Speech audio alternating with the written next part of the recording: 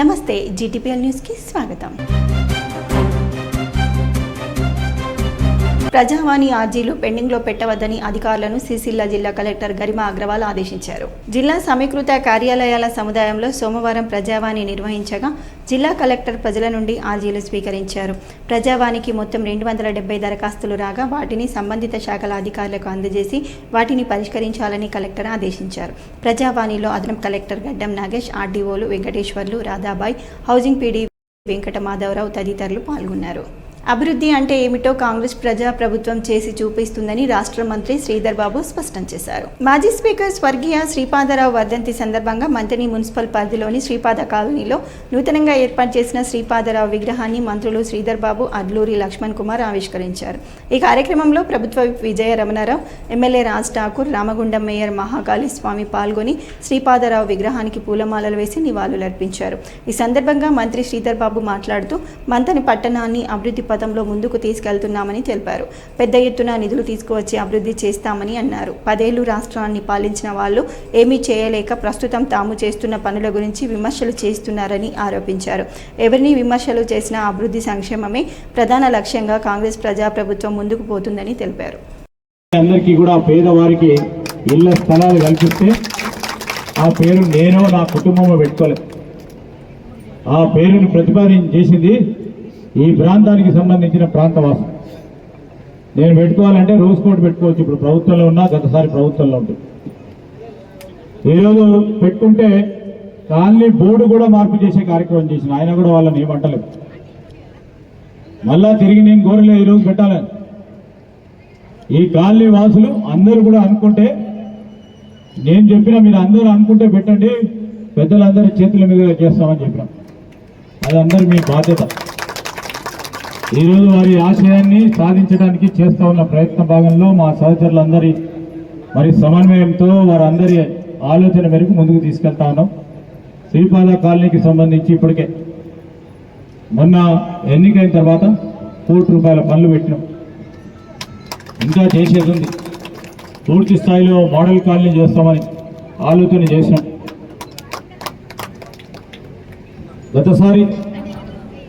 మొదటిసారి ఎన్నికైనప్పుడు ప్రతిపక్షంలో ఉండి, తెలంగాణ రాష్ట్రం వచ్చిన తర్వాత మళ్ళా ప్రతిపక్షంలో ఉన్నాం.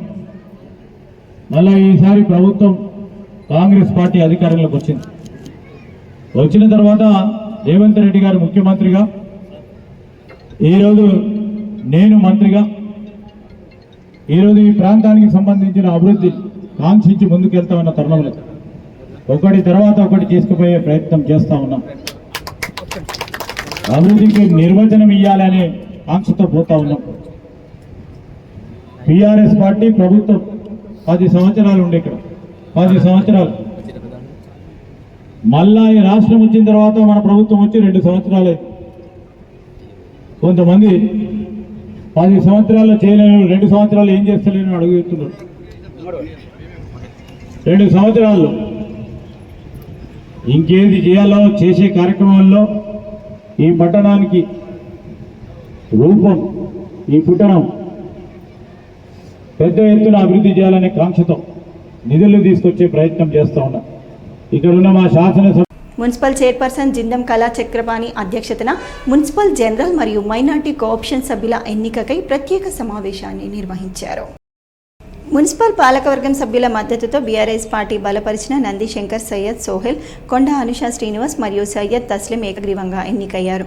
ఈ సందర్భంగా నూతనంగా ఎన్నికైన కోఆప్షన్ సభ్యులతో మున్సిపల్ చైర్పర్సన్ జిందం కళా చక్రపాణి ఆధ్వర్యంలో ప్రమాణ స్వీకార మహోత్సవాన్ని ఘనంగా నిర్వహించగా అనంతరం municipal chairperson Jindam Kala Chakrapani, municipal commissioner MD Khadir Pasha, vice chairman Darla Sandeep మరియు కౌన్సిలర్ సభ్యులు నూతనంగా ఎన్నికైన కోఆప్షన్ సభ్యులను ఘనంగా సన్మానించి శుభాకాంక్షలు తెలిపారు.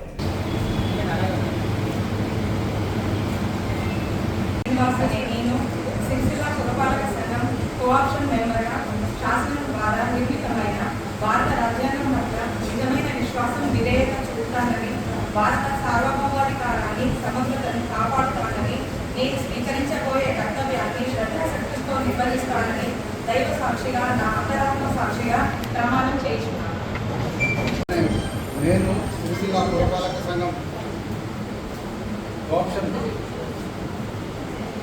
సభ్యులుగా భారత రాజ్యాంగం పట్ల నిజమైన విశ్వాసం విధేయత చూపుతానని, భారత సార్వభౌమత్వాన్ని సమగ్రతను కాపాడుతానని, నేను స్వీకరించబోయే కర్తవ్యాన్ని శ్రద్ధాశక్తులతో నిర్వహిస్తానని దైవ సాక్షిగా నా అంతరాత్మ సాక్షిగా ప్రమాణం చేయుచున్నాను.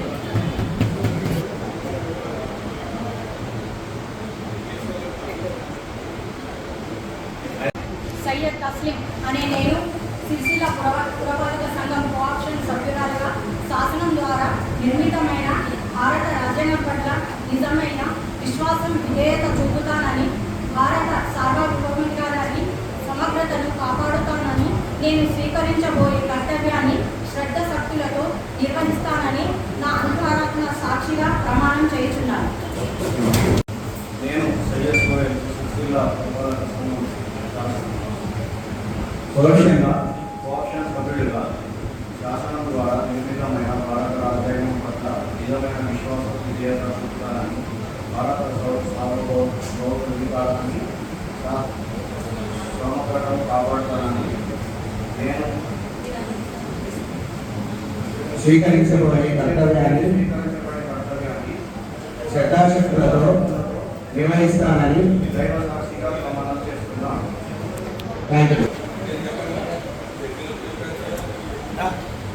అదేవిధంగా ఎన్నిక సాధారణ సమావేశానికి చేసిన గౌరవ కౌన్సిలర్ సభ్యులు మరియు మున్సిపల్ కమిషనర్ గారు, జీ గారు, ఏ గారు, అధికారులందరికీ, మీడియా మిత్రులందరికీ నమస్కారం తెలుపుకుంటూ, ఎందుకంటే మనకు కోర్సేను నెంబర్ 12 మంది కూడా ఇవ్వడం జరిగింది. మరి ఈరోజు 12 మందిలో మన నలుగురిని కూడా ఎంపిక చేసి మరి ఎంపిక నివేదిక పత్రం మీ గౌరవ కౌన్సిలర్ సభ్యులకు అందివ్వడం. Telangana northern power distribution company limited CMD Varun Reddy Rajanna Sircilla జిల్లా ఎల్లారెడ్డిపేటలోని సబ్ స్టేషన్లను ఆకస్మికంగా తనిఖీ చేశారు. అధికారులకు కీలక ఆదేశాలు జారీ చేశారు. ట్రాన్స్కో అధికారులతో మాట్లాడుతూ పవర్ ఫ్యాక్టర్ గురించి వివరాలు అడిగి తెలుసుకున్నారు. పవర్ ఫ్యాక్టర్ 9 వస్తుందని చెప్పగా ఇంకా పవర్ ఫ్యాక్టర్ మెరుగుపరుచుకోవాలని సూచించారు. ఓవర్లోడ్ ఉన్న ఫీడర్ ఉన్న వాటిని బదలాయింపు చర్యలు చేపట్టాలని, అలాగే కెపాసిటర్ బ్యాంకులు పెట్టాలని అన్నారు. రైతులకు విద్యుత్ అంతరాయాలు కలగకుండా నిరంతరాయంగా సరఫరా అందించాలని ఆదేశించారు. సబ్స్టేషన్ల యార్డ్ పరిసరాలను అన్ని వేళలా శుభ్రంగా ఉండేలా చర్యలు తీసుకోవాలని సూచించారు. విద్యుత్ మౌలిక సదుపాయాలపై సీఎండీ చర్చిస్తూ వినియోగదారులకు, రైతులకు నాణ్యమైన విద్యుత్ సేవలు అందించాలన్న సంకల్పంతో ముందుకు వెళ్లాలని చెప్పారు. సెస్ బాధ్యతలు స్వీకరించే సమయానికి ఏప్రిల్ 1 వరకు పెండింగ్లో ఉన్న 2491 వ్యవసాయ విద్యుత్ దరఖాస్తులను గుర్తించి వాటిని వేగంగా పూర్తి చేసేందుకు చర్యలు చేపట్టామని, ఇప్పటి వరకు 431 కనెక్షన్లు ఇచ్చామని, మిగిలిన వాటిని నెలవారీ ప్రాతిపాదికన పూర్తి చేయాలని క్షేత్రస్థాయి అధికారులకు లక్ష్యాలను నిర్దేశించామని అన్నారు. కొత్త కనెక్షన్ల కోసం వినియోగదారులు మీ సేవ ద్వారా దరఖాస్తు చేసుకోవచ్చని తెలిపారు. సిరిసిల్ల పట్టణంలోని పవర్ లూమ్ యూనిట్లపై బిల్లింగ్ భారాన్ని తగ్గించేందుకు వాటి తారీఫ్ కేటగిరీని కేటగిరీ 3 నుండి కేటగిరీ 4కి మారుస్తూ నిర్ణయం తీసుకున్నామని చెప్పారు. నాణ్యమైన విద్యుత్ సరఫరా కోసం ఎన్డీటీసీఎల్ ఇప్పటికే దాదాపు 2 నుండి 2.5 కోట్ల వ్యయంతో సుమారు 80 సంఖ్యలో 33/11 kV సబ్స్టేషన్లను నిర్మించామని వెల్లడించారు.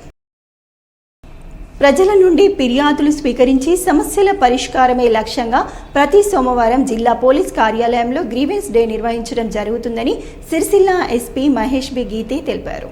గ్రీవెన్స్ డే కార్యక్రమానికి జిల్లాలోని వివిధ ప్రాంతాల నుంచి వచ్చిన అర్జీదారుల నుండి 33 ఫిర్యాదులు ఎస్పీ స్వీకరించారు. ఆయా పోలీస్ స్టేషన్ల అధికారులకు ఫోన్ చేసి బాధితుల సమస్యలను చట్టపరంగా త్వరితగతిన పరిష్కరించాలని ఆదేశించారు.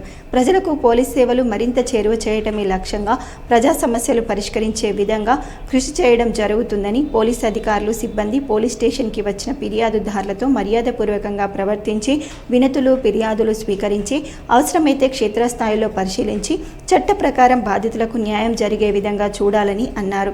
తద్వారా ఫిర్యాదుదారునికి పోలీస్ శాఖపై భరోసా, నమ్మకం కలుగుతుందని తెలిపారు. పురపాలక సంఘం కార్యాలయం వద్ద సిటీ క్లబ్ సిరిసిల్ల వారి ఆధ్వర్యంలో ఏర్పాటు చేసిన చలివేంద్రాన్ని మున్సిపల్ చైర్పర్సన్ జిందం కళాచక్రపాణి మరియు డీఎస్పీ నాగేంద్రచారి ప్రారంభించారు. ఈ సందర్భంగా వారు మాట్లాడుతూ సిటీ క్లబ్ సిరిసిల్ల వారు వేసవి కాలాన్ని దృష్టిలో ఉంచుకొని ప్రజలకు బాటసార్లకు ఉపయోగపడేలా ఈరోజు ఈ చలివేంద్రాన్ని ఏర్పాటు చేయడం అభినందించదగ్గ విషయమని అన్నారు. ప్రజలు ప్రస్తుత వేసవి కాలం ఎండల దృష్ట్యా అనవసరంగా మధ్యాహ్నం పూట బయటి ప్రయాణాలు చేయరాదని, ఉదయం పూట లేదా సాయంత్రం పూట కాస్త ఎండలు తక్కువగా ఉన్న సమయంలోనే వారి వారి అవసరాల రీత్యా బయటకు రావాలని, బయటకు వస్తున్న క్రమంలో మంచినీటిని గొడుగును వెంటనే తీసుకొని వెళ్లాలని అన్నారు. సరైన జాగ్రత్తలు పాటించకుండా ఎండలో తిరిగినట్లయితే వడదెబ్బ కారణంగా అనారోగ్య సమస్యలు పాలయ్యే అవకాశం ఉందనే విషయాన్ని గమనించాలని అన్నారు. తల్లిదండ్రులు కూడా పిల్లల్ని ఎండాకాలం పూట బయట ఆడనివ్వకుండా చూడాలని తెలిపారు. ఈ కార్యక్రమంలో సిటీ క్లబ్ అధ్యక్షుడు, కార్యవర్గ సభ్యులు, ప్రజలు పాల్గొన్నారు. రాబోయే ఈ ఎండాకాలం తర్వాత రాబోయే ఇంకొక 15 డేస్ విపరీతంగా ఎండలు ఉంటాయి కాబట్టి పిల్లలను ఇట్లా బయటికి తీసుకుపోవద్దు. తర్వాత ఎక్కడికి పోయినా కూడా కొంచెం నీళ్లు హైడ్రేట్ కావాలా, నీళ్ళు తాగడం, ఈ ఎండ సూర్యుడి నుంచి రక్షించుకోవాలి. మ్యాక్సిమం ఎక్కువ అవసరం లేకపోతే కనుక మధ్యాహ్నం బయటికి పోకపోతేనే మంచిది. ఏదైనా పని ఉంటే పొద్దున కానీ సాయంత్రం కానీ చేసుకోవాలని కోరుతున్నాం. ఎందుకంటే ఎండ దెబ్బకు పడి చాలామంది ప్రతి సంవత్సరం చనిపోతారు. మనకు ఆ కాజువాలిటీ లేకుండా జాగ్రత్త తీసుకోవాలి. ఎవరి కుటుంబం వాళ్ళు జాగ్రత్త తీసుకోవాలి. అది పిల్లలను మాత్రం మ్యాక్సిమం బయటికి పంపించదు.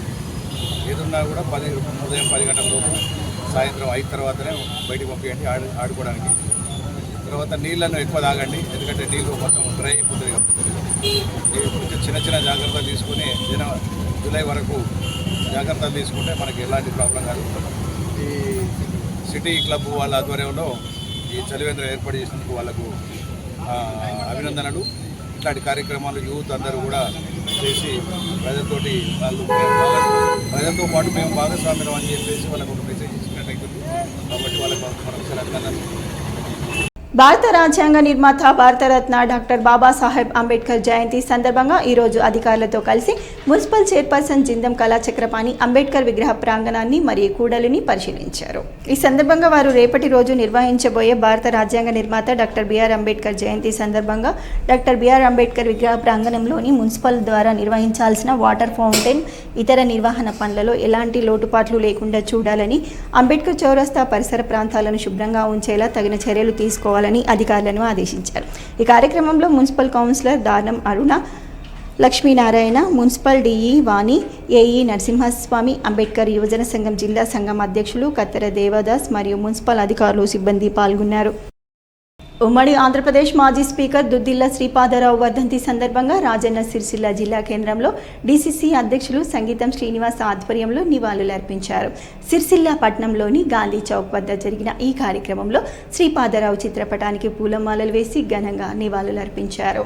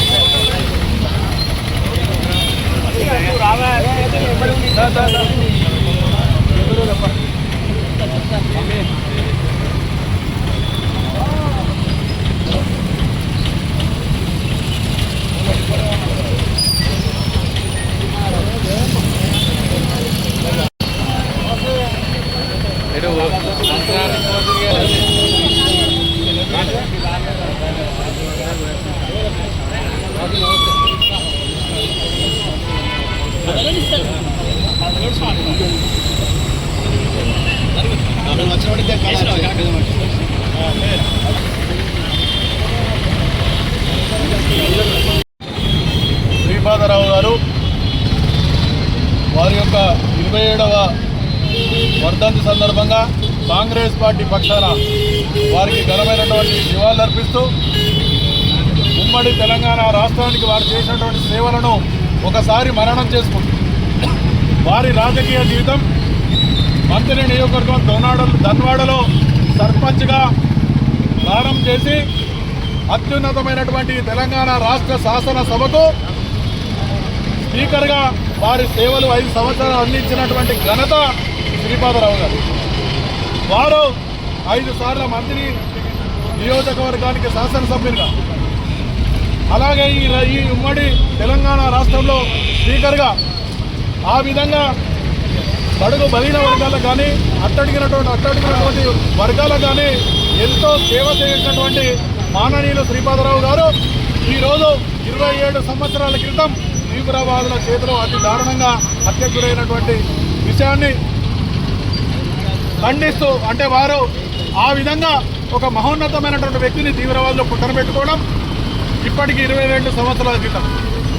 వారి యొక్క బాటలో వారి తనయుడు శ్రీధర్ బాబు గారు 99లో ఎమ్మెల్యేగా వారి యొక్క ఆశయాలకు బాట వేస్తూ ఎమ్మెల్యేగా వారు ముందుకొచ్చి ఇప్పటి వరకు ప్రజలకు అందరికీ కూడా సేవ చేసుకుంటూ ఉమ్మడి రాష్ట్రంలో కానీ ఇప్పుడున్నటువంటి తెలంగాణ రాష్ట్రంలో మంత్రి పదవులు భరించి ఇలా అత్యున్నతమైనటువంటి మంత్రి పదవిలో ఉంటూ సమగ్రమైనటువంటి ఈ యొక్క తెలంగాణకు సేవ చేస్తున్నటువంటి మాననీయులు శ్రీధర్ బాబు గారు. అలాగే వారి బాటలో వారి చిన్న కుమారుడు శ్రీనిబాబు గారు కూడా రాజకీయంగా ముందుకు వచ్చి ఇలా శ్రీపాదరావు గారి యొక్క ఆశయాలకు ఇద్దరు కుమారులు కూడా మంత్రి నియోజకవర్గానికి కాకుండా ఈ యొక్క తెలంగాణ రాష్ట్రానికి సేవలు చేస్తున్నటువంటి పరిస్థితిలో వారు చూపినటువంటి బాటలో మేము కూడా నడుచుకుంటూ వారి ఆశయాలను మేము కాంగ్రెస్ పార్టీ సైనికులుగా ఆ బాటలో నడుచుకుంటూ వారికి చూపినటువంటి బాటలో నడుస్తామని తెలియజేస్తూ మరొకసారి జిల్లా కాంగ్రెస్ పార్టీ పక్షాన వారికి ఘనమైనటువంటి నివాళులు అర్పిస్తా ఉన్నాం. ఈ వార్తలు ఇంతటితో సమాప్తం. తిరిగి వచ్చే బులెటిన్లో మళ్ళీ కలుద్దాం. అంతవరకు సెలవు. నమస్కారం.